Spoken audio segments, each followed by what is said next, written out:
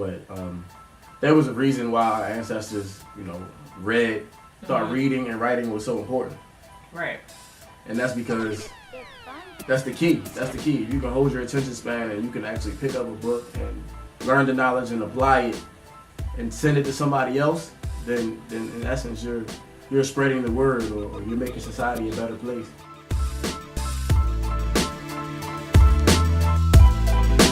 Hello friends, it's your girl Venice Antoinette here with another episode of Get Comfortable with Being Uncomfortable. And in today's episode I have a special guest. Hey people. Go ahead, introduce yourself, tell the people who you are. Everette Farmer. I guess I'm not really qualified to speak on this topic, but go ahead.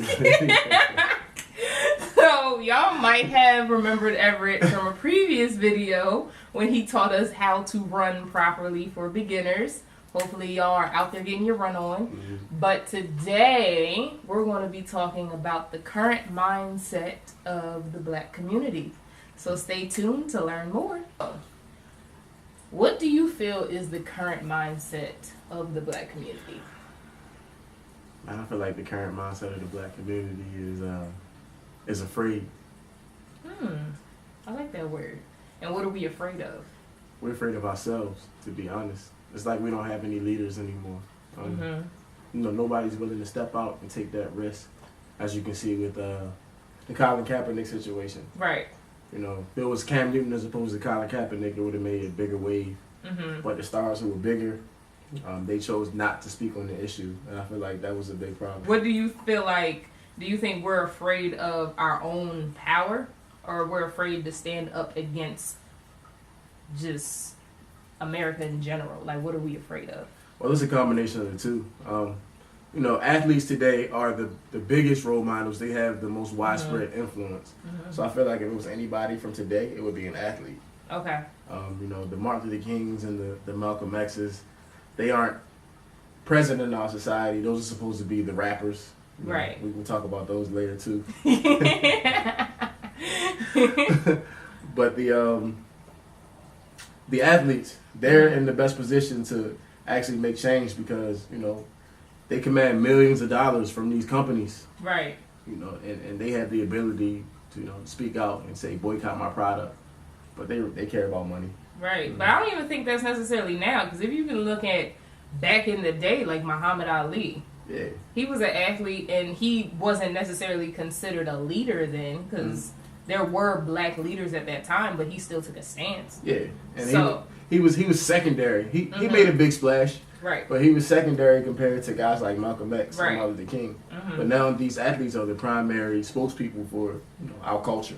Yeah, and I don't think that they realize that. I think they do. You do? Yeah, absolutely. I don't know if I think that, because Cam Newton, he really disappointed me with his whole speech. I mean, I understand why he did it. He didn't want to lose his sponsorship, blah, blah, blah. I'm tired of people saying that. But at the end of the day, I don't know if he realizes how many young black boys really look up to him. Yeah. Because I think if he realized that, I think he really would have thought about it instead of it himself. Because I don't feel like if he did come out with that stance, of course he would have lost sponsorships. Almost every athlete who was getting sponsorships did. But at the same time, it's Cam Newton. They're not going to drop him. Yeah. A lot of people aren't going to drop him. And a lot of people still would have sponsored him. Like, look at Ben & Jerry's. Ben & Jerry's came out with a Black Lives Matter statement just 2 weeks ago. That's a huge company. Ben & Jerry's got my vote. That's a huge ice cream. I don't even eat ice cream, and I wanted to go buy some Ben & Jerry's after that. And another thing I don't think people realize, just because of how ignorant they are, is that the black dollar is probably the biggest dollar in retail. Because we basically recycle our money faster than any other community. We have something like $3.1 trillion in spending power. Right. So that's an economy shifter. Exactly. If we could get on the same page, that would be great. Right. But, I mean, back to what you were saying about athletes being the biggest role models right now, I definitely agree with that. But I also think that unintentionally music is. Music does have a big influence on our society. And this is why, call me a conspiracy theorist. But the powers that be send these young rappers out here with their funny haircuts. And they look cool. They look cool to the kids. But they don't really have a message. It's more about moving your feet, get high, do this drug, do that drug. And those are things that, suppresses your mind. They suppress your mind so that you don't think outside the box while you're having fun. Nobody cares about serious issues while they're having fun, and that's all the music is about today. So you feel like music impacts the mindset of the black community today? It does. It does. You see more. I guess you can use the drugs as a liaison. I guess you can say that nobody was worried about Percocets or sipping syrup before it became popular in mainstream media. Hip hop single-handedly promoted the use of Molly. That wasn't even on the radar before hip hop artists started talking about it. And that's true. That was like a white drug. Yeah. And now that nobody's talking about it anymore, you don't hear it in the community.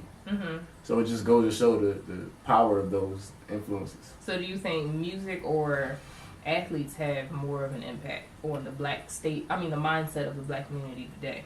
Music does, because those degenerates, this is a rebel society, those degenerates seem cooler, but the athletes are the people that are looked at. If they did the same thing or they spoke in the same way that rappers did, then an athlete would be blacklisted from his or her sport. Okay. They can't talk about drug use and things like that, so they have the most ability to make a positive impact. The athletes do. The athletes do. Okay. Like a rapper wouldn't. You can see an athlete transition into politics, and it'll be generally accepted because they have this good guy personality. Right. But it'll be harder for a rapper to make that transition because of his checkered past. That's understandable. Yeah. That makes sense.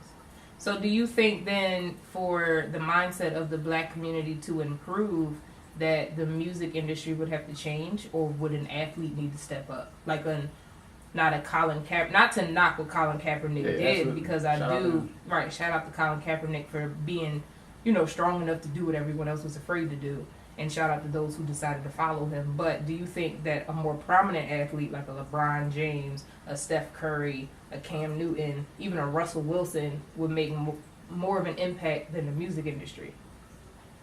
Yeah, because it'll be talked about. Sports Center, everybody watches sports. Hip hop, even though it's become more of a global thing, it's still generally regarded as black.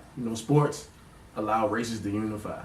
Everybody's going to come together and watch the football game. Everybody's going to come together and watch the basketball game. Whereas though everybody's not really going to listen to what a hip hop artist has to say. It's kind of limited based on his slang and how he appeals to pop culture. I mean, I get what you're saying with athleticism, because it's more. I feel like I guess I kind of agree with you, because like in the music industry, since it is looked as just a black thing, it would be harder to make other people realize it. Whereas with athleticism, it will unify everybody. Yeah. But at the same time, though, we're talking about changing the mindset of the black community, and I think music could do that more than athletics. Yeah, the positive role models is really what I'm speaking of. Okay. And you think athletes have a better chance of being a positive role model? Positive, strong figures and role models, and they have the biggest impact. Okay. So do you feel like we have any role models today? In what industry? Just in general. Like back in our parents' and grandparents' days, they had like the Malcolm X, the Martin Luther Kings, those people. Who do you think we have now? It's not the same. I don't think it's the same. I don't think anybody is as down for the cause. And I think that, we are under the illusion that things have changed since the 1960s. But they haven't. They've just gone under a different mask, which is why it's like, the wolf and the fox. It's the same picture, but different intentions. Yeah. So what do you think? Because a lot of people might argue that Barack Obama would be that. Yeah. What do you think? I think that we shouldn't rest on our laurels when it comes to Barack Obama. It's great that we do have we had a black president in this country, but that shouldn't be, like, okay, we're equal in the society, because we're not. We still don't have the same resources. We still don't have the same graduation rates and whatnot. Right. Fundings for HBCUs are still looked at as a joke. Yeah, fundings for our programs.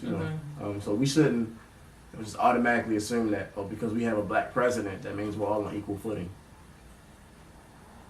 I agree. What do you think about people with like the lack of knowledge in black history? because I think that's something that right now affects the current mindset. Because, like I said, back in like the 60s, and then people's parents were forcing their kids to learn the history. They were forcing them to understand different things. But now it's like people don't care enough to research what their history is, anything about, Black history at all beyond what they learn in school. And in school, they teach you a small portion of what really happened in real life. Yeah. I believe that a lot of that has to do with, the generation.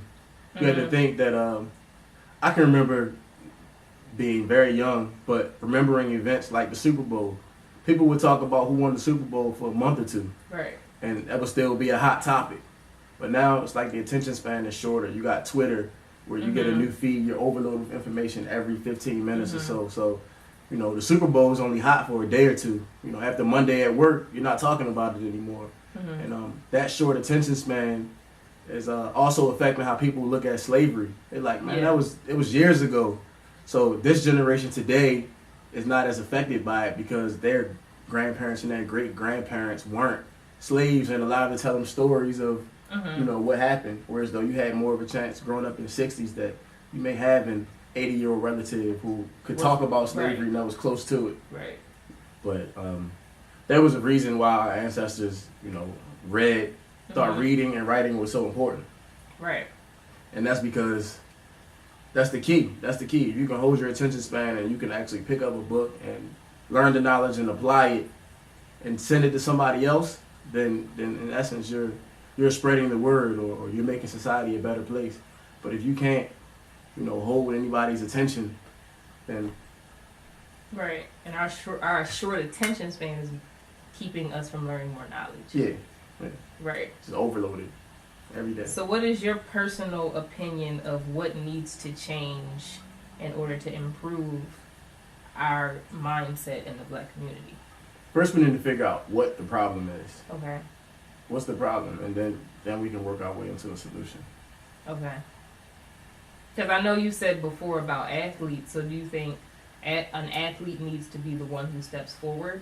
Yeah, but then they argue that athletes aren't politicians, so we definitely need somebody whose realm is just politics, and the Jesse Jacksons and the Al Sharptons can't really reach the youth of today. It's like, if you notice, the Generation Z, or the latter end of the millennials, they have problems with authority. And they don't really look up to authority figures. They look up to their peers. Even the millennials do that. Yeah, we look up to our peers more so. So we need somebody that's young and reputable. Right. Talking about the younger generation.